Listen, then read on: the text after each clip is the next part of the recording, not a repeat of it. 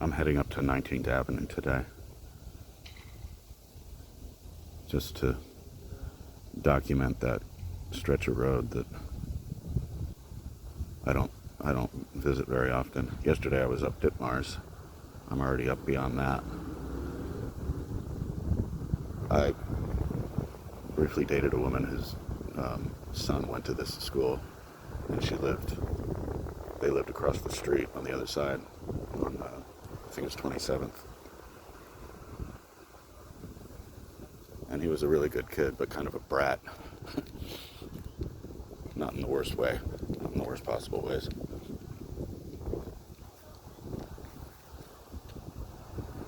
Although that abundant bouquet of flowers is, well, I don't know. It's what it is. As I was coming up here, you'll often find where people leave boxes of books or just boxes of whatever out in front of their house with a note that says, free, take what you want. And most folks don't realize that that's actually illegal. It's not illegal to put the stuff out there, but it's illegal to take it. Because once something like that hits the curb, it becomes Department of Sanitation property. And they do enforce it, but it's kind of selective in how they enforce it. These are pretty cool looking pieces. So when you find boxes full of books and you take one, just know that you're taking a slight risk. What they do enforce is mattresses. Like people that drive around in the dark of night picking up mattresses that people left out, and I guess they try to resell them or something. But that's the sort of scavenger that the enforcement goes after. And when you think about mattresses and the health risks, forget about bed bugs. Don't forget about bed bugs, but that's one among many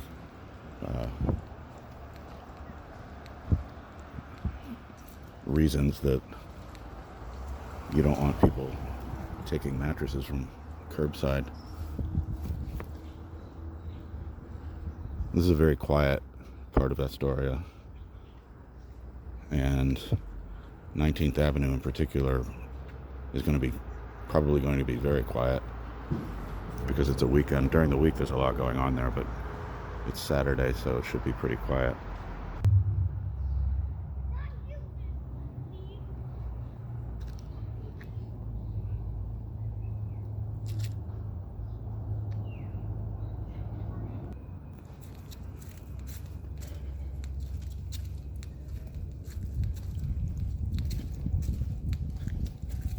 Obviously a lot of leaves on the ground, it being the season and all.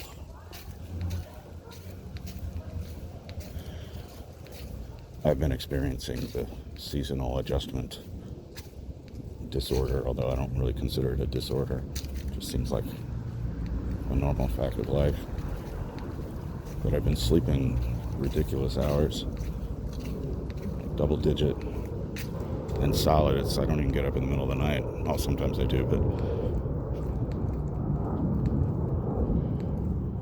it'll pass. Oh, I said this was 19th Avenue. I thought this was going to be 19th Avenue. It's actually 20th. 19th is, that's right, I have to take a right and then take a left to get to 19th. 19th is kind of the end of Astoria, or maybe the beginning, at least from that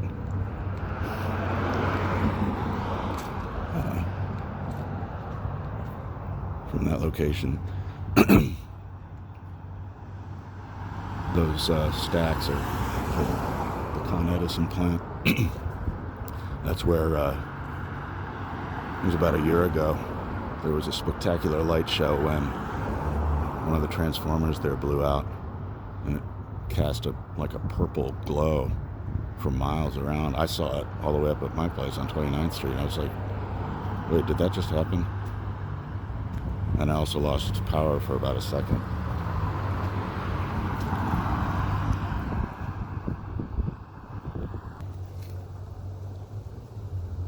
I think technically I'm not supposed to be making video of the power plant, but try and stop me, right?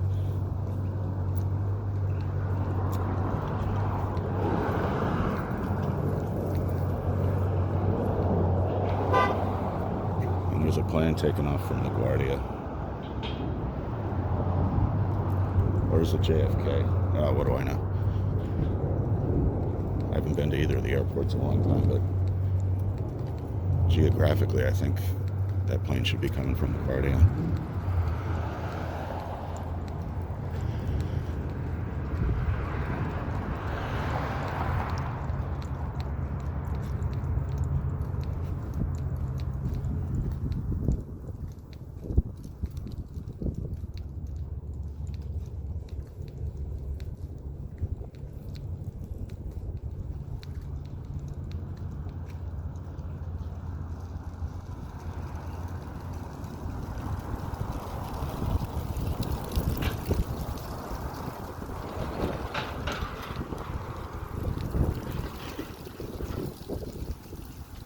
For me, one of the hardest parts about making these little videos is walking slowly. It's just not my nature. And when I think of this, I remember this piece I saw on the local news broadcast where the reporter interviewed somebody who claimed that you could calculate somebody's expected lifespan based on how quickly they walk.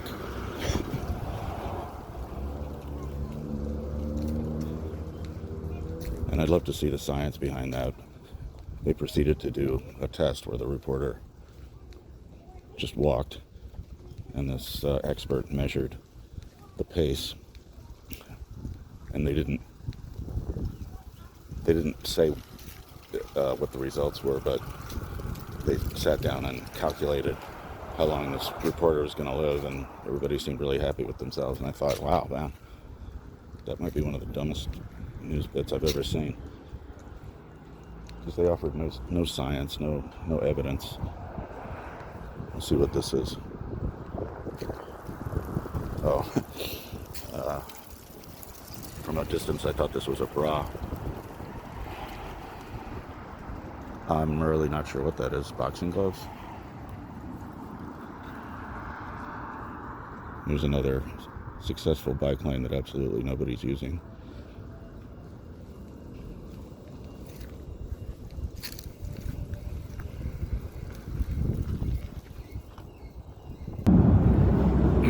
I just recalibrated the geographical logistics and remembered that those planes have to be coming out of LaGuardia. But then why would I know? But to get back to what I was saying about finding boxes of books or whatever that people leave out in front of their houses and it being illegal to take them, I just committed a criminal act when I found a laptop computer. And I'm gonna guess that whoever left it out wiped it, but could be interesting to find that somebody left their digital trail behind. And I happen to have recently discovered that the type of software that can recover data from almost any type of data loss, or so it claims. I might give that a try just for the hell of it, just to see if I can spy on somebody's life.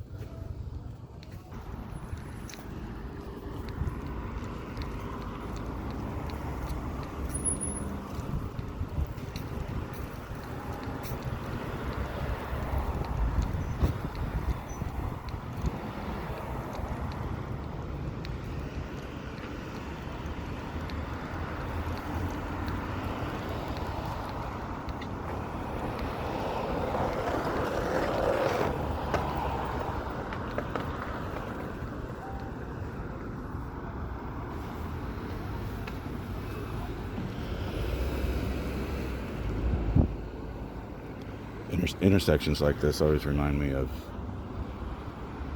a comment made by the comic artist Crumb. I can't think of his first name. Was it Roger? George Crumb was the composer. I think it was Roger Crumb. But there was a documentary made about him, and he said that one of the most valuable resources he had at his disposal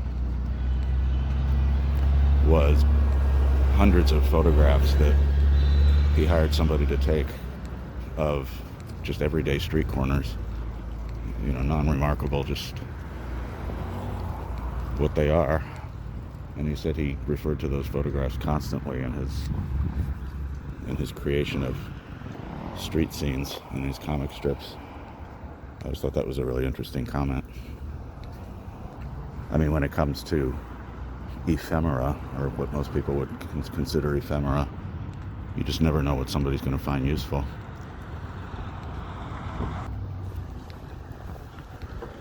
Might as well walk in the bike lane, right? Nobody's using it for anything else.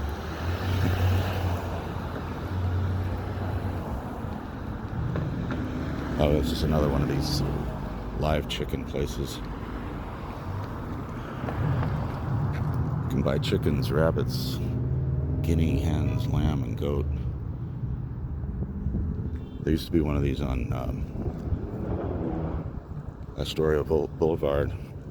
They had a sign that said, "Please don't ask us to let you watch. Please don't ask us to let you watch us kill the animals."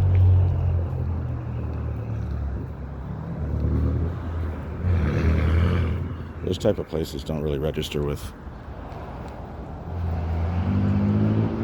Americans as much as people from other countries, where it's just considered common sense that you know what you're eating and you know what kind of condition it was in while it was alive and such and so. I've never entered one of those places, but I've been outside them and they stink. I didn't notice this one smelling too awful, but they really do smell awful.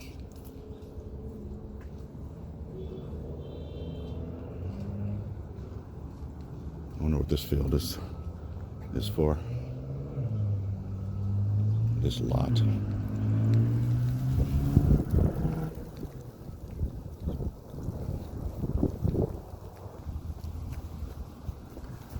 This is a nice looking spot that looks like it's not open to the public. I think there's a baseball field behind there.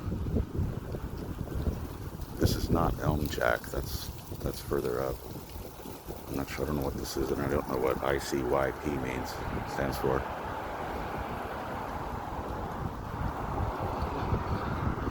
It reminds me though that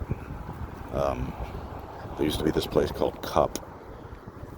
And when it just opened, I was with somebody who was called directory assistants to get the phone number for the place. And they couldn't understand what she was saying. And so she spelled it out, C-U-P. And everybody around started laughing because it sounded like a prank call where she was calling to say, I-C-U-P. It's so silly.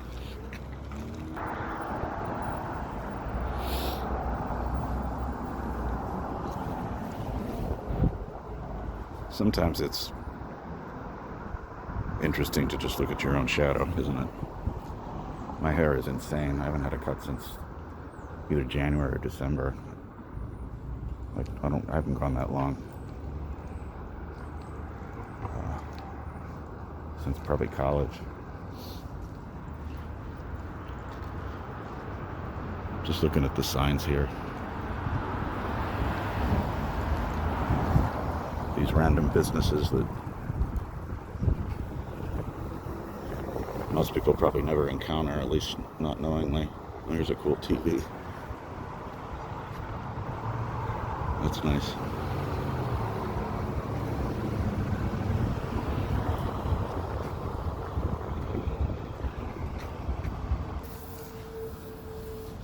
I'm in this big parking lot where there used to be a giant grocery store called Best Yet. and then it changed its name to Best Market. It was for a long time. It was like it was about as close to a suburban sprawling grocery store as you might find in New York. It also had the best beer cabinet. I mean, it was endless. Just every brand, every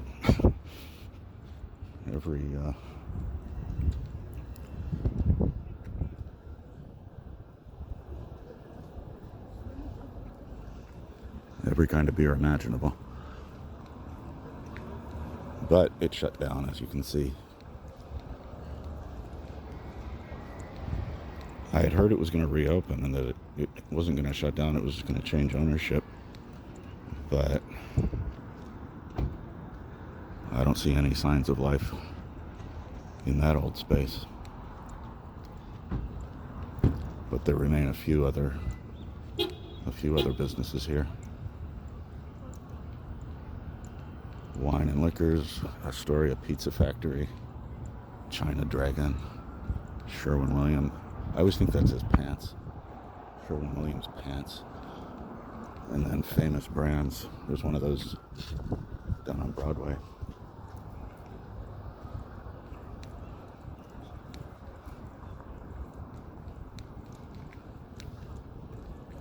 And here's the location of Single Cut, which seems to have done remarkably well for being in such a kind of asshole location. Cool thing about Single Cut is, I don't know if this is still true, but a couple of times I've been in there, they had a Steinway, an upright Steinway piano, and there was a little plaque on it that said it was a gift from the Steinway factory, which is located nearby. It was like a welcome to the neighborhood type of gift.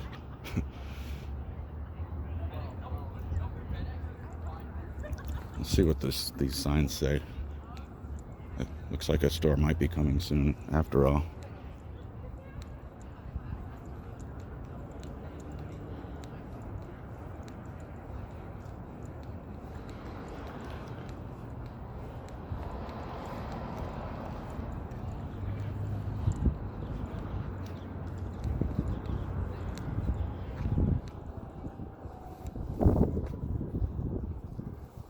I wonder how long this sign's been up and what impact the pandemic might have had on it reopening.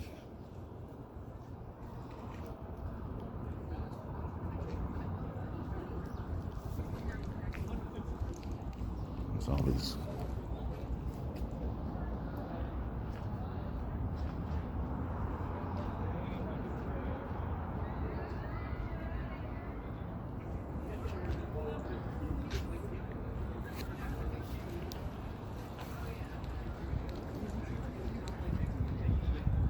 Single Cut is, I believe, a native Astoria thing. Native to Astoria.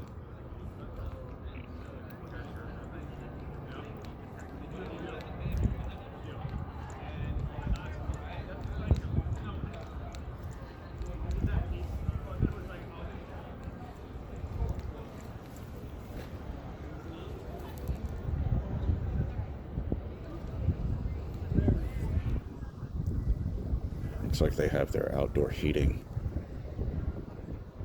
I wonder how effective that is. It's pretty cold today. I think it's in the 40s.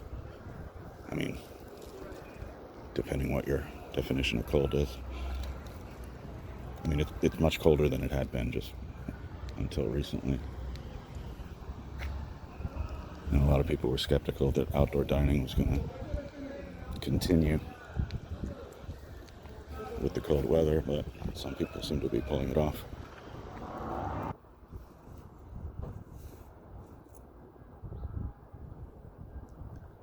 That Ferrari truck reminds me that this is 19th Avenue. This is where a woman I dated for a while, this is where she learned to drive. She didn't learn to drive a truck, but I don't know why I scoff when I say that, but this is where she learned to drive. She said this is where everybody she knew growing up got behind the wheel. That sprawling complex of buildings is the Steinway factory. Or I don't know if that's all Steinway. I'm a pianist and everything, but I've just never developed any kind of enchantment over knowing how those things are built.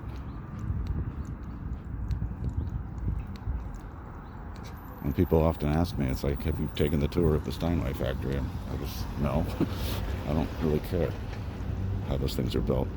I mean, I appreciate it. It's obviously a very fine-tuned, refined skill, building a quality instrument, but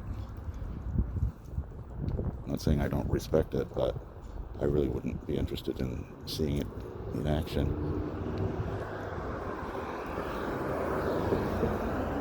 And by the way,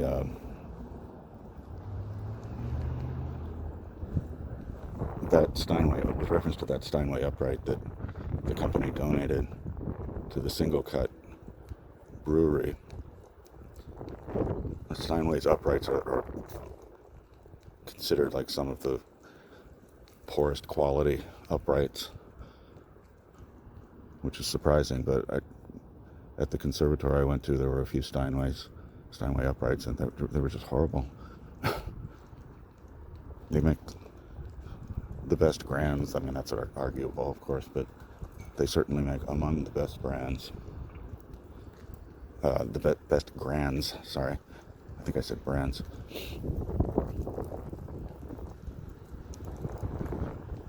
And I don't think you get too much argument about that, but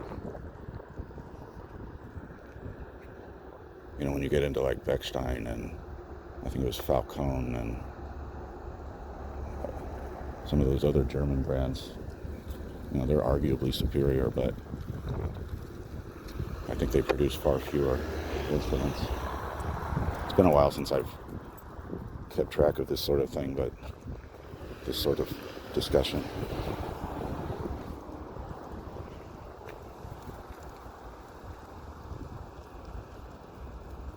This is Steinway Place.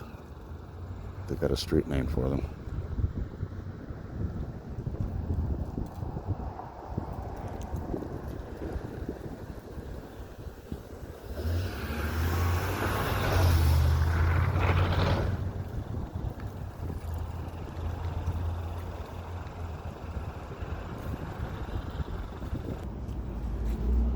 Well, look at me. Reflections in a Steinway reflective surface.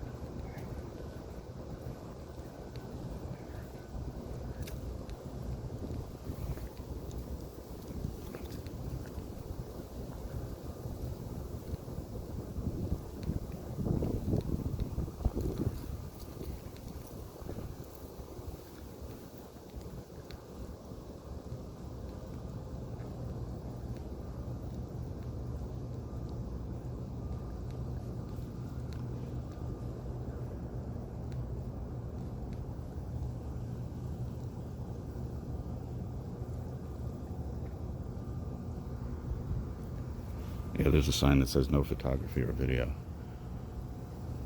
which I think is a rule for all power plants.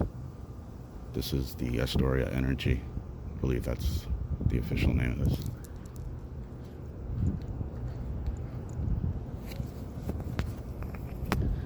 That is the end of Astoria, I guess. Steinway Place.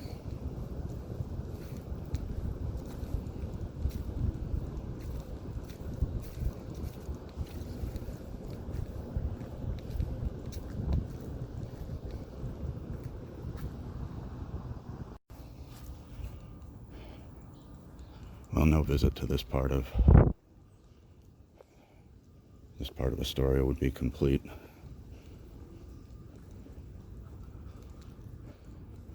without swinging by the Steinway Mansion.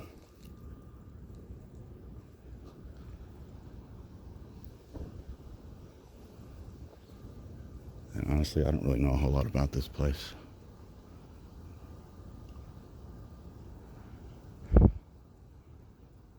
But it's considered a historically significant, notable structure. I'm going to have to look this up again. There was some controversy about it in recent times. Like new ownership took it over, and there was some threat of tearing it down, I think.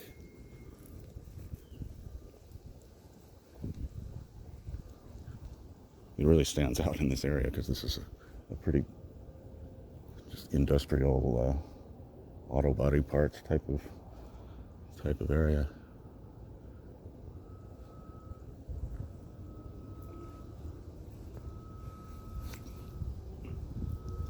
Oh, look, it's another unexpected mirror.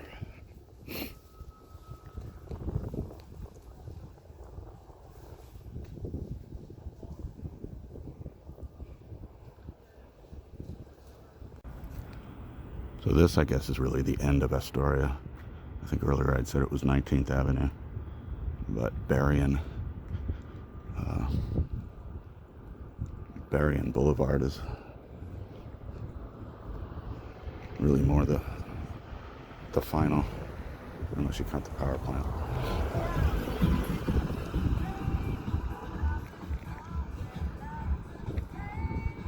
Rock and roll, dude.